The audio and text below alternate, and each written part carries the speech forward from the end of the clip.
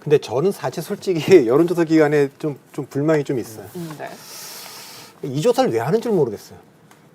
이 조사를 저걸 왜 하는 거예요? 제가 물어보는 거 궁금해서. 그러니까 답답해. 매우 답답.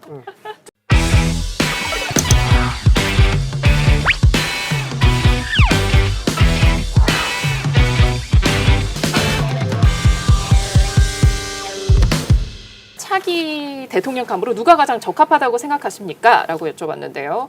이낙연 전 총리가 24%, 이재명 경기도지사가 20%, 윤석열 검찰총장 8%. 양강 구도가 더 분명해졌다. 이렇게 볼 수 있겠네요.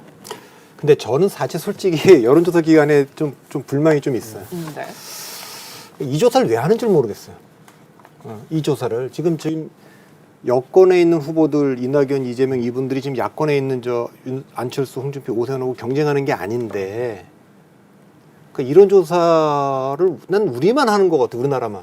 그러니까 미국만 해도 민주당, 공화당 따로 하죠. 민주당에 누가 적합하냐, 공화당에 누가 적합하냐를 하고 네.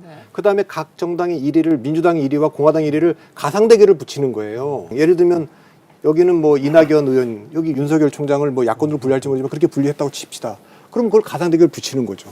저게 그전에는 없었어요, 저 조사가. 제 기억으로는 2000년대 중반에 뭐 서울시장 강금실 장관이 그 서울시장 후보로 거론될 때 그때부터 갑자기 여야를 섞어가고 쭉 놓더라. 누가 서울시장에 적합하냐. 그러니까 저 조사는 제가 의미가 없어서 최근에도 이 조사가 그냥 계속 되고 있는데 저는 부탁하는 거예요, 그냥. 뭐 기왕 돈 들여서 하는 거니까 저는 저 조사보다는 여권, 야권을 분리해서 하고 저 조사를 계속 해야 된다면 저걸 한 다음에 여권, 야권을 분리해서 하고 그 다음에 이제 뭐 대선이 얼마 안 남았으니까 2년도 안 남았으니까 각 1등 혹은 각 2등까지를 가상대결을 붙여서 좀 그 조사 결과를 좀 발표를 해줬으면 좋겠어요. 아마 이제 선거가 이제 다가오면 다가올수록 저렇게 이제 쫙 나열을 하고. 근데 저걸 왜 하는 거예요? 제가 물어보는 거 궁금해서. 그러니까 여권, 야권을 저는 분리해서 하자는 거예요. 그걸 왜 저걸 묶어서 저렇게 근데 저건 저 조사 방식의 장점이 있다고 생각하는 게 뭐냐면 각 개인 후보들이 가지고 있는 지지 기반을 평가하는데 유용하다고 생각이 들어요. 그러니까 진영으로 이제 묶으면 사실은 그 진영 내에 이제에서만 이제 그 경쟁력이나 이런 걸 보게 되고 한번 걸러진 상황에서 이제 어떤 지지 기반을 평가를 하게 되는데 저거는 쭉 이렇게 나열을 해보면 저 나열된 사람 속에서 자기가 이제 지지하는 후보를 이제 정한다고 하면 그 후보 개개인이 가지고 있는 순수 지지 기반이랄까 그게 어느 계층이고 어떤 집단이고 아니 그걸 볼 수가 없어요. 저도 캠페인하는 사람 아닙니까? 예를 들면은 예를 들면 저렇게 이재명이 올라갔다 그럴 때는 야권 지지자들이 지금 이낙연을 견제하기 위해서 중도 보수층이 지지한다고 얘기할 수도 있는 거예요. 그런데 정확하지 않기 때문에 여권, 야권을 분리해야 되고 저렇게 전체를 여권, 야권을 합쳐서 보는 조사를 한다면 인지 호감도 조사를 하는 게 차라리 맞아요. 그러니까 인지 호감도는 개인이 어떤 호감도를 갖고 있냐를 저 후보 우리 대선 후보로 거론된 사람들 모두를 객관적으로 인지 호감도를 발표하는 건 오케이. 그건 의미 있는 데이터예요. 그리고 저 데이터는 제가 보기엔 아무 의미가 없는 데이터예요. 그리고 여권, 야권을 분리해서 데이터를 해주고 가상대결을 붙여주고 그래야지 정보를 국민들이 객관적으로 지금 제공받을 수 있는 거예요. 지금 현재 지형은 어떻게 되고 나중에 여권은 어떻게 경쟁되겠구나, 야권은 어떻게 경쟁되겠구나 이렇게 볼 수 있는 거지 왜곡시키고 있다고요. 저렇게 되면 1, 2등이 다 누르고 있기 때문에 그렇게 선거 결과 나올 리가 없는데 저렇게 될 리가 없잖아요. 그러니까 저 조사는 이제 그만했으면 좋겠다는 거예요. 벌써 이렇게 사람들이 답변을 하는 것 자체가 어느 정도 사람들 인식 속에는 이런 분들이라는 그렇게 물어보니까 답하는 거죠. 그렇게 불러주니까 답. 그거는 매우 저는 더 문항 하나가 최적의 문항이라고 생각하지 않고요. 그렇진 않죠. 말씀하신 대로 결함이 있는 문항이라고 생각을 해요. 저 문항 하나 가지고 매우 결함이 있는 문항이라고 보는 거예요. 그러니까 예를 들면 저기다가 여권과 야권을 분리해주고 가상대결까지 붙여주시면 좋고.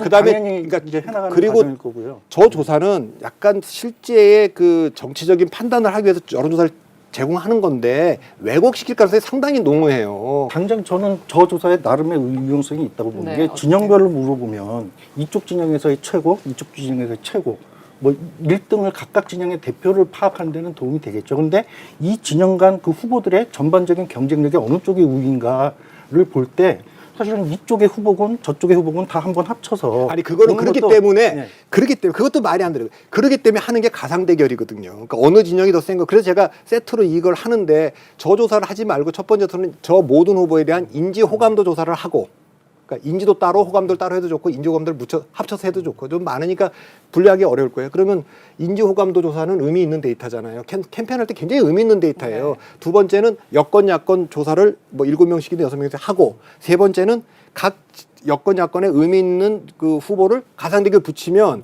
그걸 다 볼 수 있어요. 그러니까 그렇게 하지 말자고 하는 게 아니라 그리고 앞으로 선거가 진행돼 가면서 그렇게 확장돼 나갈 거죠. 2주 뒤에 그렇게 좀 해주면 좋겠다는 겁니다. 2주 뒤에. 그럼 반면에 야권에서는 계속해서 이렇다 대선 후보가 보이지 않는 게 사실이거든요. 그러니까 이렇게 물어보면 이렇게 물어보면 이렇게 하면 야권 그렇긴 지지자들이 한데, 네. 중도 보수층의 이재명이나 이쪽에 올라탄다고요. 그러니까 이제 그걸 또 뭐 그런 걸 노리고 했는지는 알 수가 없지만 이재명 지사가 지난번에 그랬잖아요. 아 서울시장, 부산시장 공천하지 맙시다. 한때 그때 당이 번복했지만 그런 것도 사실은 그 야권 지지층들한테는 어필하는 거거든요. 그럼 지지율은 좀 올라간단 말이죠. 그러니까 그 여권 내에서 어떤 지지적 변화가 있는데 야권 내에서 어떤 지지도 변화가 있느냐는 좀 분리해서 하는 게 좋은데 특히 이제 어떤 말씀이신지 알겠어요. 여권으로 분류되는 후보와 야권으로 분류되는 후보 사이에 지금 상황으로서는 좀 격차가 많이 나잖아요.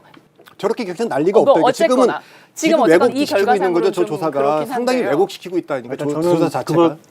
왜곡된다라고 볼 수도 있는데 아닐 또 수도 다른 있고. 차원에서 네. 보면 어떤 의미가 있냐면 지금 전반적인 보수의 후보군들이 상당히 어떤 그 지지 기반에서도 약하다라는 걸 보여주는 지표라고 생각을 하거든요. 그건 당연하고요. 네. 그거는 근데 선거 결과는 그렇게 안 될 거기 때문에 우리가 이제 지금부터 선거를 볼 때 이건 현재 이렇게 이 정도의 격차가 나고 있어요. 이를테면 그걸 여권과 야권이 그걸로 보여주려고 하는 거지. 그러니까 저 조사가 예측형 조사가 아니라는 거예요. 저희가 저 질문을 할 때는 저걸 가지고 다음 대선에서 어디가 몇 퍼센트, 어디가 몇 퍼센트, 어디가 유리하다 이런 게 아니라 지금은 아주 선거가 공식적으로 되기 이전에 각 개인들이 가지고 있는 지지 기반의 어떤 힘들이 얼마나 있는지. 그러니까 지금 그렇게 발표하는 것이 자꾸만 영향을 미치니까 저희가 이제 부탁드리는 거는 조사기관들이 좀 객관적, 이런 지금 상황이 이렇구나. 이런 걸 예측할 수 있는 앞으로 양 진영의 그 경쟁은 이렇게 진행되겠구나. 그리고 현재 판세는 이 정도 차이겠구나라는 걸 그게 더 급한 거고 좀 더 쉽게 전달할 수 있는 조사 방법이 있는데 왜 저렇게 하냐라는 그 부탁을 좀 드리는 겁니다. 예.